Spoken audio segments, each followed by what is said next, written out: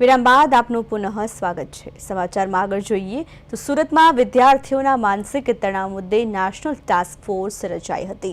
આ task ફોર્સમાં collector, DEO, યુનિવર્સિટીના VC અને પોલીસનો પણ સમાવેશ થાય છે। વિદ્યાર્થીઓની વિગતો ગૂગલ ફોર્મમાં અપલોડ કરવી ફરજિયાત છે। શૈક્ષણિક સંસ્થાઓને માનસિક સ્વાસ્થ્ય સંબંધિત માહિતી આપવા માટે આદેશ અપાયો છે। કોલેજમાં એન્ટી રેગિંગ કમિટી સમયાંતરે સેમિનાર થશે। વિદ્યાર્થીઓના માનસિક તણાવ મુદ્દે નેશનલ ટાસ્ક ફોર્સની રચના કરાઈ છે। તમામ શાળાઓને વિદ્યાર્થીઓની વિગતો અપલોડ કરવા માટે આદેશ અપાયો છે। કોલેજમાં એન્ટી રેગિંગની કમિટી પણ રચાઈ।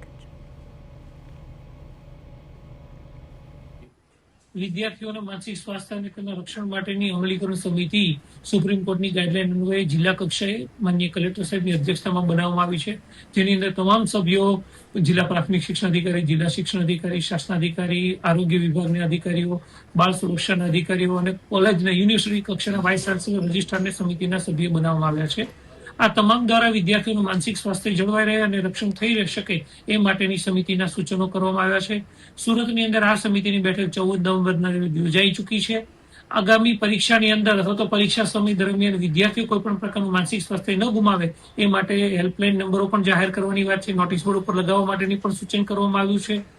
કોલેજોની અંદર એન્ટી રેગિંગ કમિટીની પણ રચના કરવાની વાત છે। માતા પિતા માટે પણ આ માટેના અમલીકરણ માટેના સેમિનાર અને વિદ્યાર્થીઓ બાબતે અવેર થાય અથવા તો માનસિક સ્વાસ્થ્ય ન ગુમાવે એ માટે પણ સમિતિની રચના કરી અને એના માટેના સેમિનારો ગોઠવવા માટેનું પણ